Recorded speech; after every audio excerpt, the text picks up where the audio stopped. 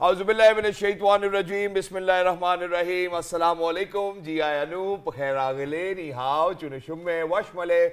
Ohaya gunzaimas. Guten Morgen. Hola. Bonjour. Privyet. Kaifa hal? Hale shuma chutore. Ahlan wa sahlan. Marhaba. Buna. Mucho. Gracias. Swabia. Balli kare aaya. Hosh galden.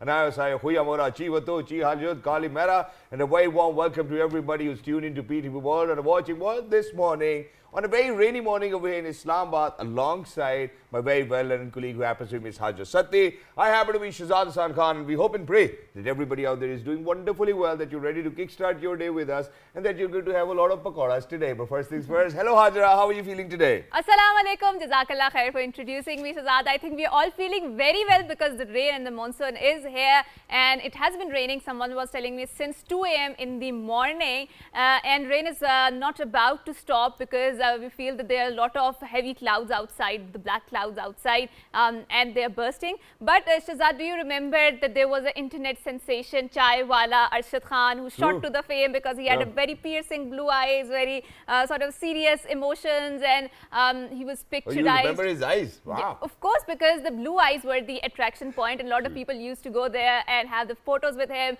And overnight he became a sensation. So he has opened a cafe, Arshad Khan Chai Wala in East London, and that too on the Ilsa Road. So because that's a very, what do you call it, very famous sort of a road, and there are three brothers who are financing his venture out there, and they want to open this chain in the Middle East, in Australia, in Europe, and a lot of other countries out there, right? And but Shahzad, one thing with this international fame and with this overnight sensation is that it's very short-lived, right? The moment you rise to fame, the next day there's something else which rises to the fame, and your sensation and that fame goes away, right?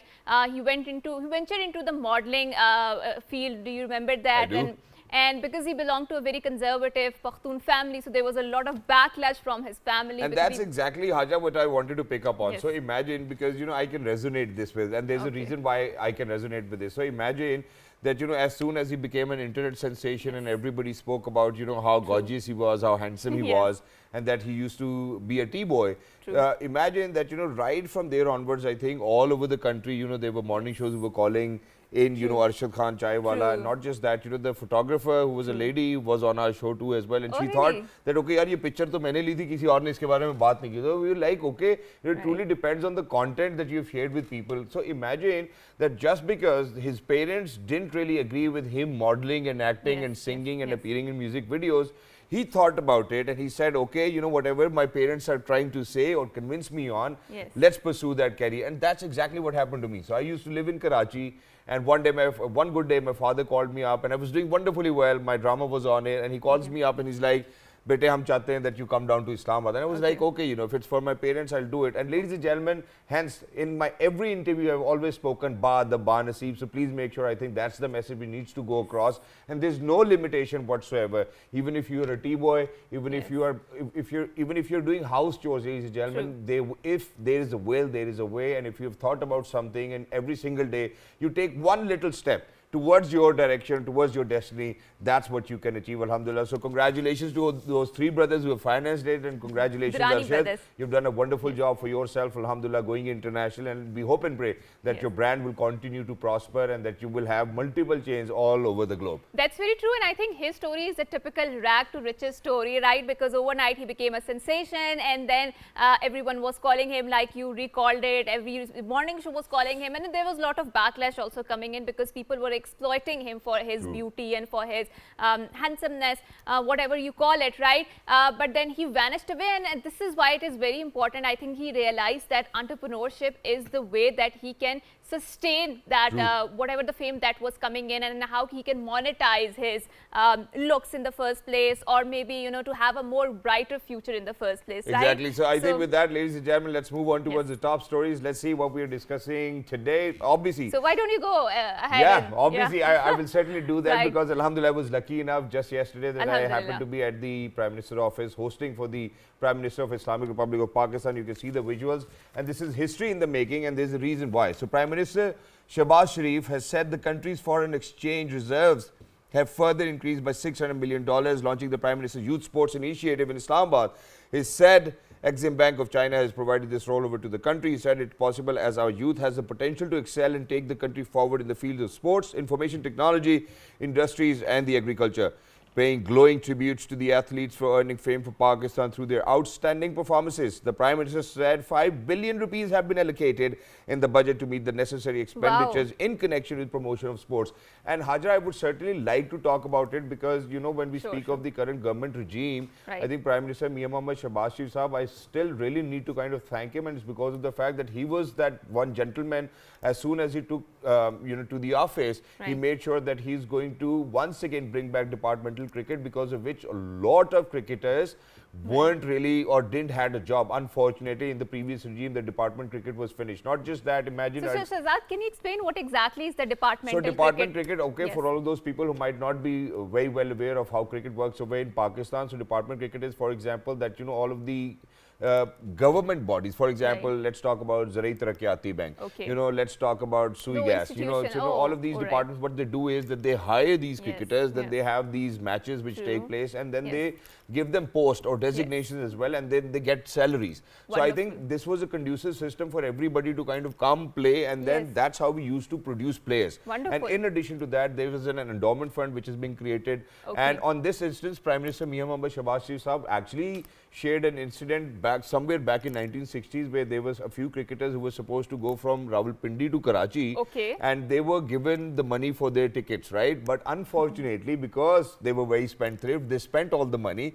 So on their way back, they didn't have the money for their tickets, and they got charged, or they were fined by the ticket collector while they were traveling from a train. So this endowment fund, inshallah, will actually solve all such issues where, you know, all of those athletes which have been facing. Not just that, in addition to that, the first ever sports university will be created, and I think that's something which is a hallmark. This is a history in the making. In addition I think you to will that, be the first student there, right? Because you're so much fond of sports. Inshallah, and I would love to. And in addition to that, you know, I would certainly want to highlight the role, you know, our 87 player contingent have, because they've outperformed everybody else. So it was an 87 player contingent, you know, who went and participated in Special Olympics. They came back with 11 gold medals. Wonderful. 29 silver. That pays off, right? 40 bronze medals, ladies and gentlemen. So I think a big shout out to Special Olympics, Pakistan Sports Board, the Inter-Provincial Coordination Ministry.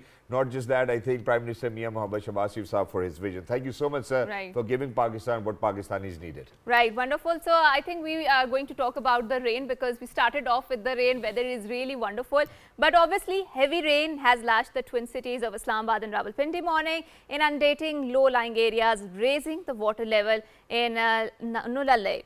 And the rainwater accumulated on the Jamia Masjid Road, Rawal Road, Tipu Road, Bohar Bazar, Kashmir Road and Adamji Road in Rawalpindi. Electricity breakdown has also witnessed in many parts of the city soon after the start of the rain and gusty winds.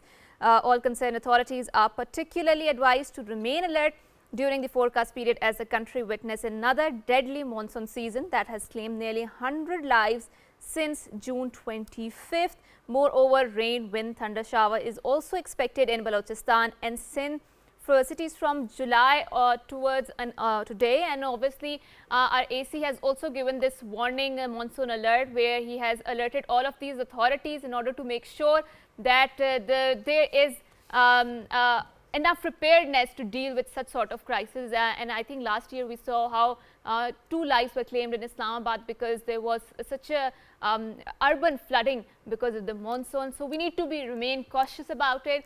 Make sure that you limit your travel today and do not unnecessarily move out, because it's very heavily raining outside. Exactly. And in addition to that, I still remember that I think it was somewhere back in 2003 or 2 that, you know, that the most famous Nalla of Rawalpindi, the Nalla Lai, ladies and gentlemen, actually got flooded, and because my grandfather's house happens to be right across that, so I think we certainly had to bear with the consequences. It was one major fact was people living alongside the lines of Nalla Lai as well, and I think that's something. And in recent times, over here in Islamabad, in Sector E11, we have witnessed that as well because of a cloud burst. You know, the entire house collapsed, and so for all of those people who are responsible for giving these permissions to people to construct, please make sure that, you know, it's according to the law, and whatever the law states, we should all abide by that. But very quickly, ladies and gentlemen, you know, so Hajra, growing up, you know, we all had wishes. For example, you know, I had a wish I wanted to be Superman, number one. So my mother got me a sweater or a jacket which said Superman, you know, the same logo, and I would kind of climb onto higher places and jump feeling like a Superman. Not just that, Right. so I always wanted to be in Pakistan Army, and so they Yes. would get me uniforms and whatnot, which Alhamdulillah, I'm very thankful that ISP actually bestowed this very amazing honor onto me, that after 7 years when I went on to host the 23rd March parade. They Wonderful. made sure that I'm going to dress up as a lieutenant colonel, and they gave me the entire protocol. So it was a wish come true for me. Okay. What about you? Did you actually had any wish, growing up? Of course. I think when we are growing up as a kids, we have a lot of wishes. So, for example, I remember I wanted to be a pilot because I saw a movie and I was really inspired by that. And I think when that fever was down a little bit, so I wanted to be an astronaut because the cosmetics and the cosmology that influenced me so much and that intrigued me so much. There's so much out there from this earth. So I think when we were growing up, we had a lot of wishes. I think the biggest wish we wanted to have as a kids was the freedom to go outside and play without any restriction, right? Yeah. And to have summer vacations all the year. This was the biggest wish we wanted to have, right? And every time I think I would end up arguing, well, not really arguing, as kids, you would always want to find logic. So every time I'm going to go ask my mom if I can go outside to play cricket, she's like, no. I was like, why? And then she wouldn't really have a reason, Yes. But ladies and gentlemen, I think that's how life is.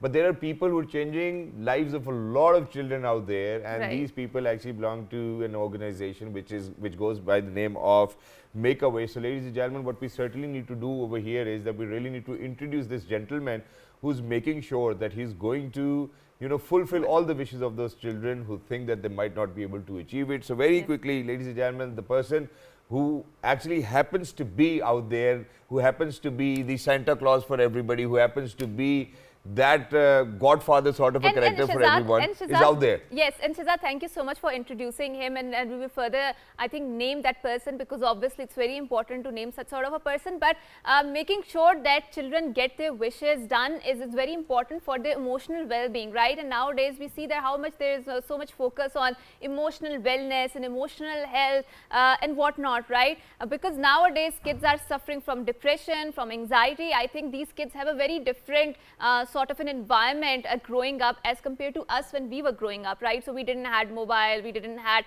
we did had computers, but we were not that much glued to the computer screens as these kids today are, right? Exactly. So making sure. And just at this moment, Sure. Hajra, I'm very sorry, but we'll certainly have to go for a short break. So, without any further ado, ladies and gentlemen, I'm going to head out towards a short break. Don't go anywhere. We'll be right back, because the gentleman who happens to be the Santa Claus for everybody, or that person whom we refer to as an angel as kids, ladies and gentlemen, is waiting to be on screen, and we're waiting, we're anxious. So please don't go anywhere. We'll be right back after a short break.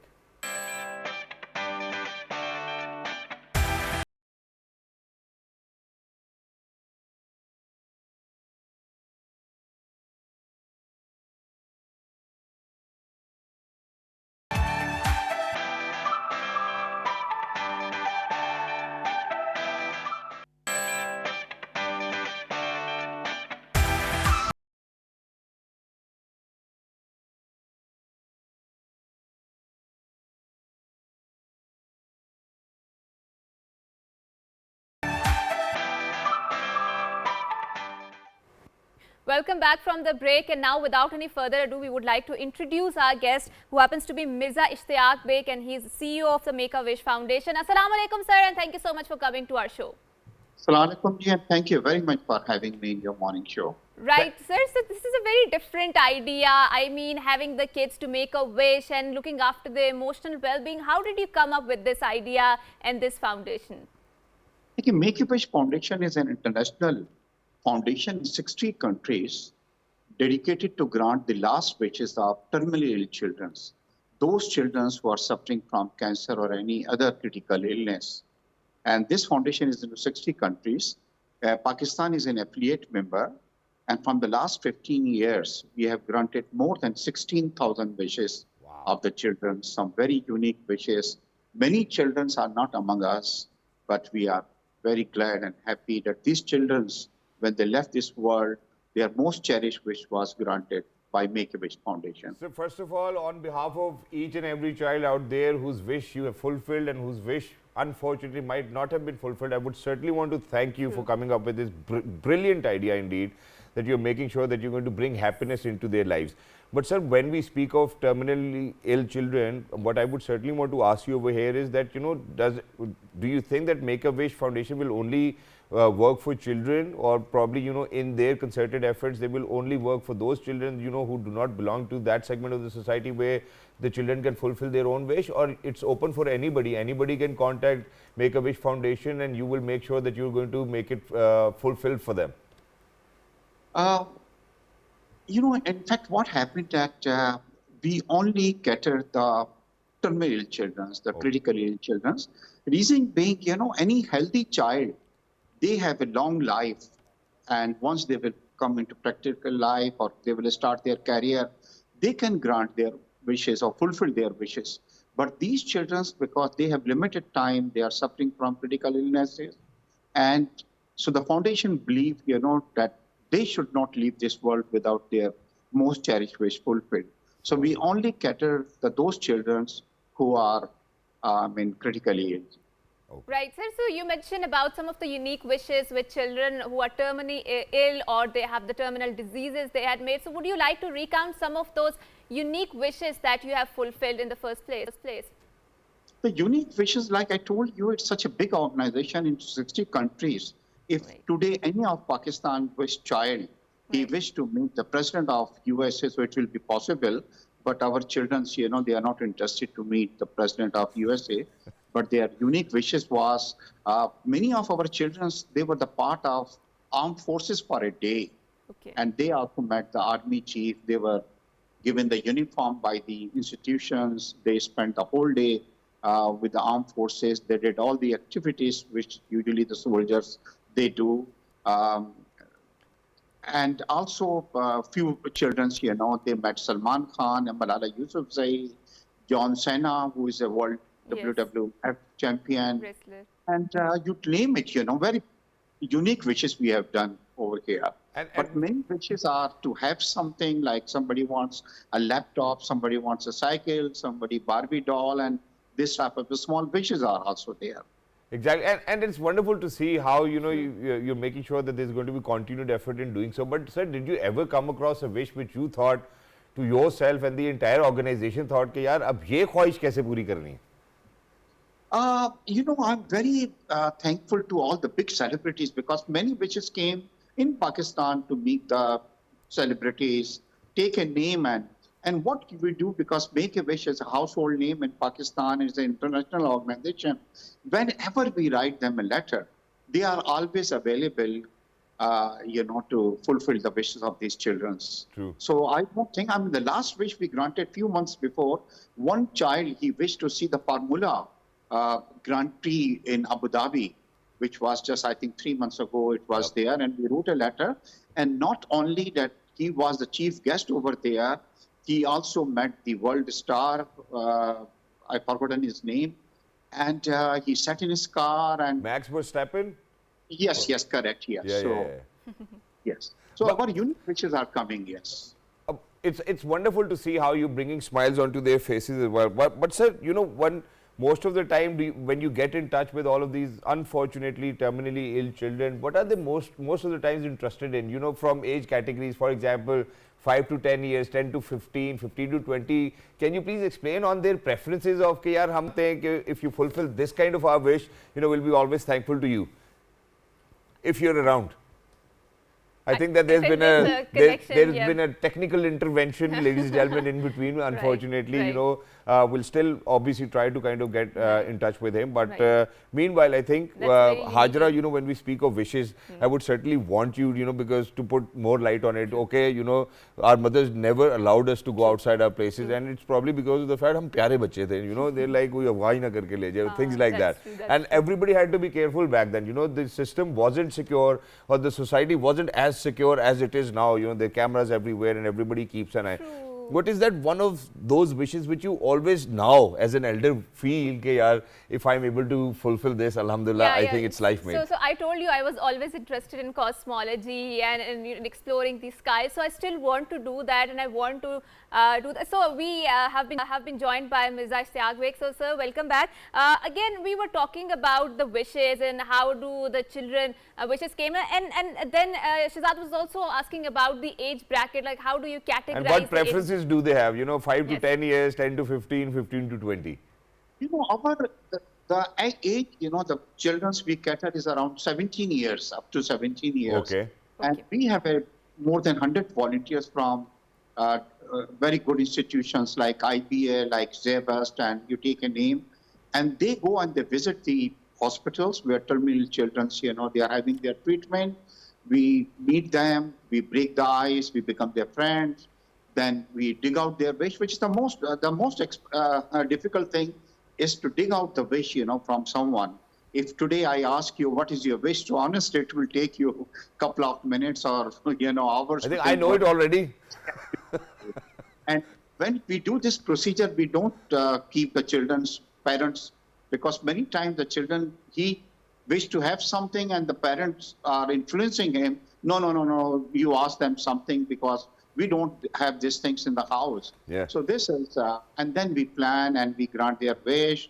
And not only that, we just grant their wish or fulfill their wish, give them something. Afterwards, you know, we have a very dedicated volunteers, doctors, and we give them the therapy. We sit with them, we sit with their families, and we do the counseling with them also, because this system is not in Pakistan of counseling, because if any child is suffering, you know, from the critical illness, the whole family suffer, the parents, the siblings, and everybody. So we give them the counseling to ease their pain. And sir, in addition to that, I would certainly want you to kind of highlight all of those people, donors, you know, who work with you. How does this entire system work? You know, how does this ecosystem work for making sure that you're going to fulfill wish of a child up to 17 years of age, you know, who unfortunately are terminally ill. It may be, you know, fulfilling the expenses of their treatment, you know, may be anything. Who are those people? Who are those angels? Who are those Santa Clauses out there, you know, who make sure that, you know, every wish they make, it's being granted? And also, because we are really short on time, so we would like to wrap it up, is that how do you classify, because there's so many terminally ill kids I mean patients who are there in the hospital, so how do you categorize or classify which hospitals to approach to, or if any kid want to come to you, how that person or the kid can approach you in the first place? First of all, like I told you that we visit the hospitals, we know the doctors, you know, these children are having treatment over there, and the doctors, they inform us that this child is, you know, the disease on an advanced stage, so we give them the priority.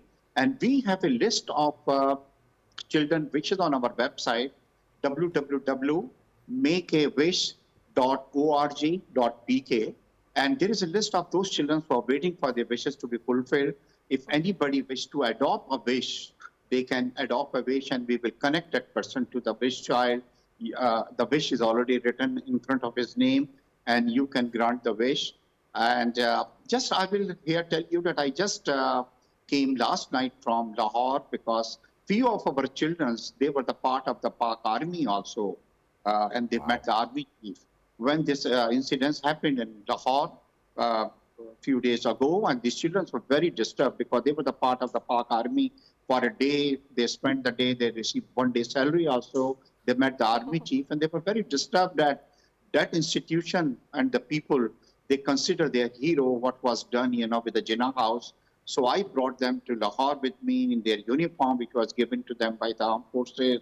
They spent the whole day there, and they were very, very disturbed, you know, to see this. I saw the tears in their eyes that what they have done to the Jinnah house over there, and they burned down everything. So they were very disturbed, and they gave their statement to the TV, and they said, you know, all these terrorists who has done these things, they should be brought to the justice. Exactly, and we certainly agree on that. And what happened, sir, on the 9th was unfortunate, but what you did was certainly fortunate for all of those children who were out there, whose wishes were granted. Thank you so much, Thank you Mirza so much. Ishtiaq Beg Sahab, for being with us. Lovely to be in conversation with you. And I hope that, you know, that in fact, certainly cannot go back in time, but what I hope for is that, you know, that there's another organization who is actually granting wishes to at least men up to 40 years of age. I think that's certainly what I would want. But now, ladies and gentlemen, I think while we're making wishes, obviously one of the wish which everybody's making these days, Hajra, is that, you know, Pakistan shouldn't really be not more vulnerable to climate change. I think that's one of those wishes which everybody's praying for these days. You know, when we speak of climate change, when we speak of global warming all over the world, you know, things are just out of control, because certainly we haven't been controlling it in the first place. And we are praying that we do not get very extreme monsoon, especially last year, because I think United Nations Secretary General also categorized it that the monsoons are on the steroids because there's so much heavy flooding coming on. And I think since 2 a.m.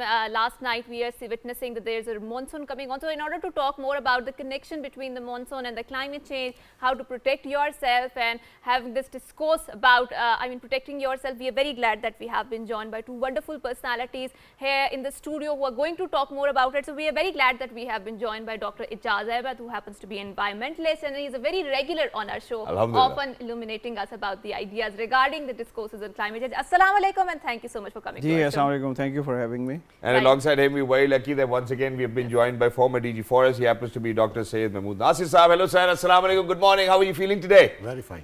Thank you so much, gentlemen, for joining us. Wonderful to have you over here. And both of you happen to be experts in this very field, you know, when we speak about climate change, global warming. Just to give you a reference point, obviously may it be Spain or Italy, you know, they're recording, you know, highest temperatures over there. We go down to China, it's very different over there. England this time of the year certainly wasn't this hot, you know, what people are feeling this time around. Over here in Pakistan, we used to feel heat waves. You know, Alexa, play some heat waves, but no, that's not what's happening this time around. So it's very different, you know, the climate's changing, the weather's changing. We're not used to it. Our bodies are not used to it. The country is most vulnerable to climate change. What is the way forward from here onwards, sir? Let's start with you. I think it's basically the lifestyle that we have adopted over a period of time, and what like happened that because of the greed, because of the development in a way that we actually had very large footprint. And that footprint is now actually affecting, having impact slowly but gradually. As you mentioned, what happened last year, we had, like all the hottest months, March, April, May, they were very hot. We recorded 50 degrees somewhere in Pakistan. Yes. Exactly. Yes. So, and then during this year, we had opposite. I mean, like the temperature were not up to that mark. And even monsoon, officially monsoon. Thank God they weren't up to the mark. At least, shukar hai. I mean, like as we saw last year. Sure. Like the monsoon officially starts from 15th of July. That was happening since, like decades, actually centuries. But we have already seen that June was the month where we had very heavy rains and even urban flooding in Lahore, in Peshawar and few other cities, in Abbottabad. So this situation actually has worsened over a period of time. And then now when we already are in the monsoon season, the intensity, the frequency of rain has increased tremendously. And it is very difficult in a sense that 80% of our water or rain water actually comes during the monsoon season. That's true. And unfortunately, we don't have that kind of capacity, storage capacity, which we can keep it, like over a period of time. So whatever is happening is actually creating some disaster one way or the other. But as it happened last year, right after the monsoon, we actually went through a drought season also. True. In September, there was a shortage of water. That's true. So this is a very, like a critical situation in a sense that things are changing, but we are not changing according to the change in the environment. And so this disaster goes to a very micro level as well. So if it's too hot, my wife or probably it's me, we start to argue as well. So I think it gets troublesome. But in monsoon, do you then what do you call it? Blossom again? Yes. Well, I don't know, so probably today. But sir, now moving on to you, and what I certainly want to ask you is that, you've worked quite a lot on forest carbon credits worldwide. And that's something which I would want you to kind of comment on, when we speak of carbon emissions, that's something which has been a major contributor towards what we are facing today. How do you think that we can convince the rest of the world? Because we certainly do not happen to be a contributor. How do you think that we can avoid this vulnerability to climate change? Very difficult question you are asking. But you're an expert on this. I'm supposed to be. Okay. Before taking up this question, a few bullet points to note are that there is a ongoing debate for last 50 years that those who are responsible should pay for that. True. Sometimes and continue to be responsible. ये भी बात हम जरूर कर लें. Yes, and that was agreed in the Paris Agreement, in the climate change agreements, and then those 40 countries who are supposed to pay for that, they agree and they disagree, they agree and disagree. Only 3 days back in the US Senate hearing, they said we are not going to pay anything. Okay. So if US is the trendsetter, so they are not going to pay, but the system continues to support. Number one. Number two, I will be talking about from a Pakistani perspective only. Sure, sir. This debate is, forget this debate, see the opportunities which come and go away in that system. True. The UNFCCC, United Nations Framework Convention on Climate Change. What I am observing for the last 40-50 years, there is a trend that comes, billions of dollars are pumped, and there's that trend is very complicated, and you need experts to even understand and prepare projects for a developing country like ours. And by the time, I'm very sorry, but just for better understanding, are you even pointing out towards those malpractices which exist within no, the system? not malpractice. For example, I give you an example.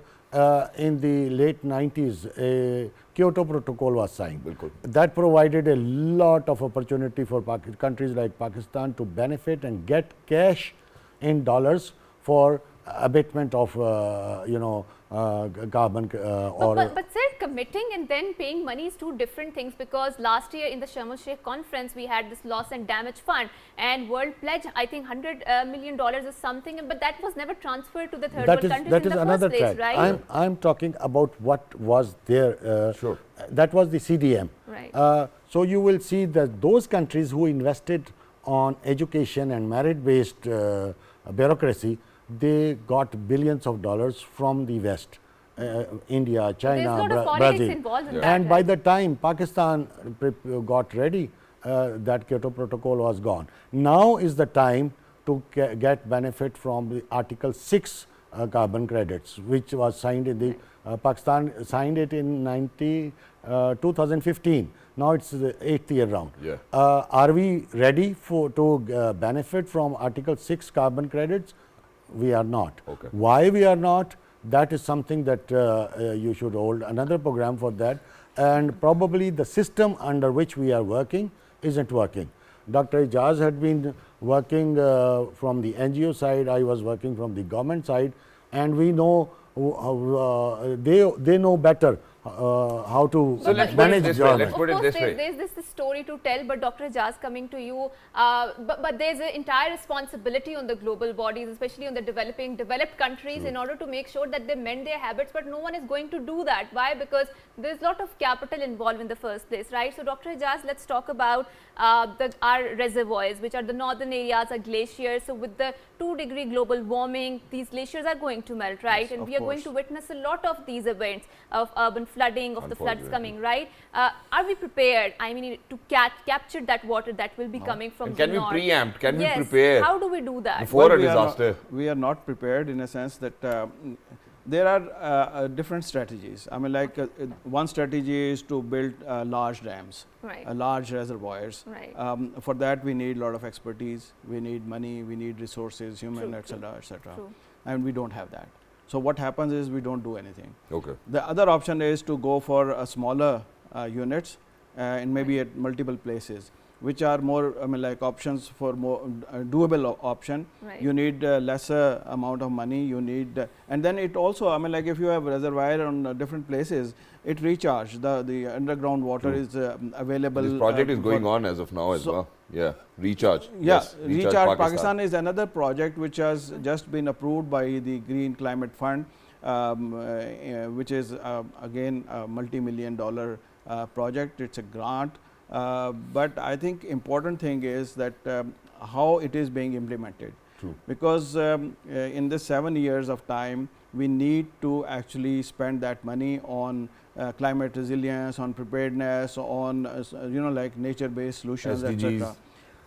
SDG is Because part of it everything that we includes our do SDG, basically. yes. Yeah, but Yes, please I go think on. we need to have that capacity, and we need to have an understanding that even if it is a grant, we have to spend that money, every penny, in a way that we benefit from it. Sir, but with you and Alhamdulillah, Dr. Syed Mahmood Nasir Sahab sitting over here, we truly believe that we do have that capacity. We do have those able men, who can certainly do it the right way for Pakistan. But in addition to that, while we were growing up, sir, I'm going to come on to you, Mahmood Nasir Sahab, and that is that while we were growing up, in our schools, we were always being told that, okay, we need to plant a lot of trees, and this way we can actually curb these floods and whatnot, so it can Pollution, give us yes. that control. So where Dr. Ejaz Ahmed Saab has actually spoken that okay, it includes a lot of money, to kind of have those preempt measures in place.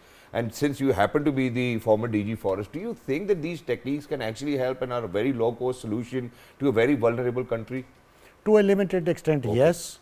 But if somebody thinks that covering the whole country with trees, there will be no floods, no, this is wrong. This is a sponge theory.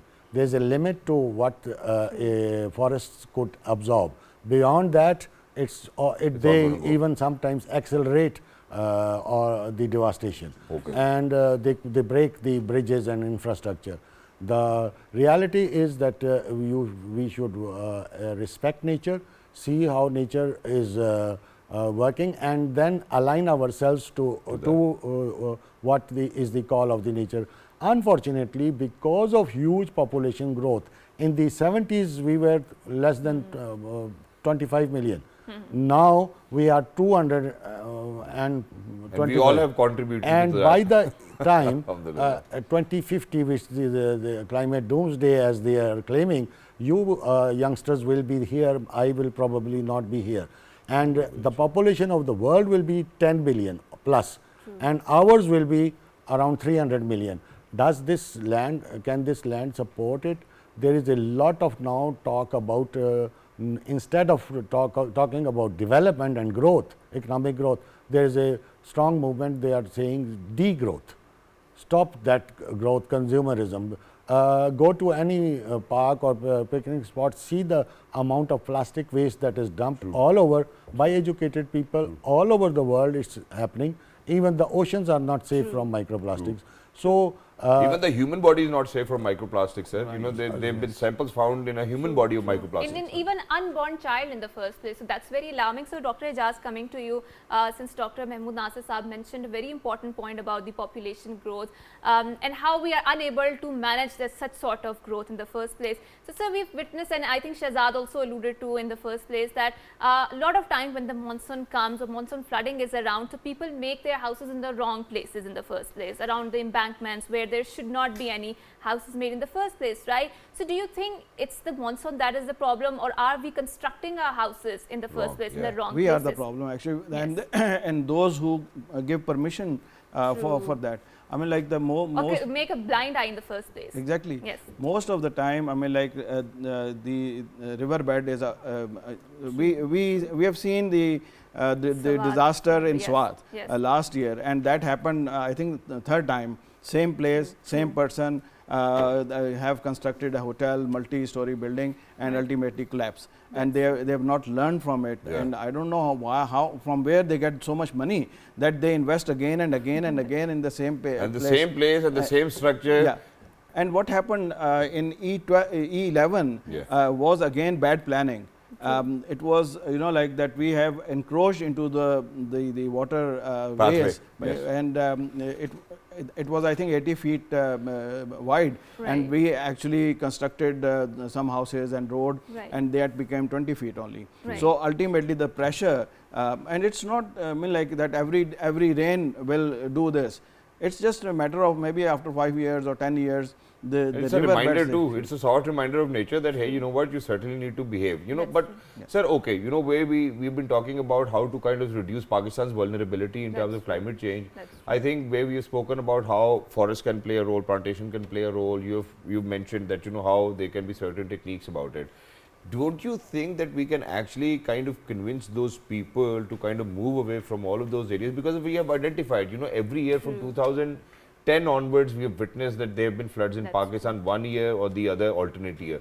Why can't we convince those people, or the government can actually kind of initiate by saying, hey, you know what, okay, you have this amount of land over here, okay, let us put you somewhere else where you're not prone to floods, or, you know, those areas where you're not prone to floods. Now, people obviously are very reluctant, but then certainly, don't you think that that will actually decrease the kind of damage that we get almost every year? Just previous year, we have had damages of $40 billion. So, sir, Nasir Saab, I would want you to kind of shed light on it. Don't you think that, you know, we as citizens of Pakistan can contribute towards reducing the load of the destruction of infrastructure and being more vulnerable? I, first give an example of how things work. Sure. Now, if you are in Islamabad, you will see 99.9% people following the traffic rules. Go to the other city, and they are just not. Across Pindi. Yes. The same people in the motorway, they are behaving like any developed country in the world. True. No traffic violation, no littering, but they are not doing on the old roads. True. So, what is the difference? The difference is that there is this merit-based law enforcement. True. Get this model into what you are talking is, you are talking about land use planning. You have a land use plan and implemented by force, enforcement. In the provinces, we are in Punjab, they have notified a land use plan that agricultural land will not be converted to a residential area. True. But all our agricultural land is now becoming housing societies because it's a lucrative business. From where are we going to get the food we need? Are we going to import food and export houses? This system is not going to work. The only thing we need is law enforcement, merit-based enforcement, and 100%. And we can curb this menace. And that's a very interesting point. I mean, iterating it that we need some meritocracy and having a more able people to monitor such sort of situations. So, Dr. Ijaz, Dr. Nasir Mahmood was alluding to a very interesting conversation about degrowth, and we need to curb the population growth. But Shahzad, as far as I can remember, I think our grandparents' generation used to have a lot of kids, right? 7, 8 kids, and before them, normal the 7, 8. Exactly. But now we're witnessing the growth of the nuclear families, right? 3 kids or not. So now we have less, I mean, nuclear families, we have less population in that sense. And so what are we doing right now which is wrong, which was not, I mean, right in that time, especially when we talk about our ancestors in the first place, right? Well, I think, destruction takes lesser time than the development. Yeah. So, in order to, I always give example of a tree. In order to mature a tree, it takes about 50 to 70 years, but it takes about 50 to 70 seconds to cut it down. So, you have to actually wait. The things have, started changing, but at some point, I think the situation is the same. If you go into the rural areas where people need more manpower, more human resources, they have more kids because they need kids in order to get some resources, get money, get their salary. So, things will take time. Okay. And we have already wasted our time, but I think it is something that we need to actually push and force. We need danda. I mean, like that is the thing which is understood. All right. Yeah. And in addition to that, one last question which I'm going to pose to former DG Forest, and so that is that now, so he's spoken about it. Now, what I would kind of, for example, if I am to see my life in next 20 years, I'll have to take some action about it. Now that, okay, in these years I have to do this, there'll be short-term planning, there'll be long-term planning. Don't you think that, our vision is a little short-term as a nation? Don't you think that we really need to kind of think 50 years, 100 years ahead? Whatever we are constructing, whatever we are building, that we certainly need to kind of consider all those factors which might be applicable, because in the previous 5-7 years, I think these are the years where we have spoken quite a lot about climate change, Previously, there was no conversation about it. There was no awareness about it. Nobody knew about anything. So it was novel for us that, what climate change was. How do you think that we should really, in terms of policy making, kind of think about, okay, 100 years ahead, climate change, one factor, vulnerability to climate change, second factor, development, population, considering all the factors, and then planning and then executing? Actually, a bad plan will do more harm than no plan. True. That should be kept in mind. And we must invest in our scientific institutions first. True. To give us real raw material, raw science and research behind. Only then the planning process comes. True. Every province, every department have their own planning sections, planning commission, and there was prediction last year about above normal rain, below normal rain or something like that, but due to El Nino factor, it was a huge flood. Things where those who are planning, they are not considering El Nino, La Nina, and so these things. So unless there is a investment in merit-based planning, the science behind planning, it's better to keep on working and developing some plans. And you've said something which obviously, there are two different school of thoughts, and people are still not able to, kind of feel convinced towards, El Nino concept as well. And that's something that, I certainly want all of those people who are supposed to kind of think about it to kind of sit together and at least form one ideology about it. Na? Ke, yaar, ye hai, ye nahi hai, because there's so much confusion about it, because the people who kind of support climate change, who are the flag bearers of climate change, are actually kind of negating the concept of what concept you shared. So there are different two school of thoughts. Our responsibility is to bring you the best, and certainly it's viewers. Now it depends on viewers to kind of put in their research. But very quickly, sir, yeah, you wanted to say I something. think with any change in the government, the policy should remain the same. If it's otherwise, otherwise, we are not going to achieve anything if like every 5 years we change our strategy, and something which was done earlier is undone. But strategies need to evolve now according to the needs course, too. but So if it's effective and we can get the desired results, I think we certainly need to kind of go in the right direction. I think that's a very important message which we would like to wrap up our segment, is that we need to have a consistency in the policy, especially with regards to climate change, because this is a threat that we are facing now, and we can literally feel the effects of that. That is coming from a very personal tone. So we would like to bid a farewell to both our guests, and thank you so much for coming here, Dr. Sahab, Dr. Ijaz Sahab, and Dr. Nasim Mahmood Sahab. And until next time, it's a goodbye and Allah Hafiz.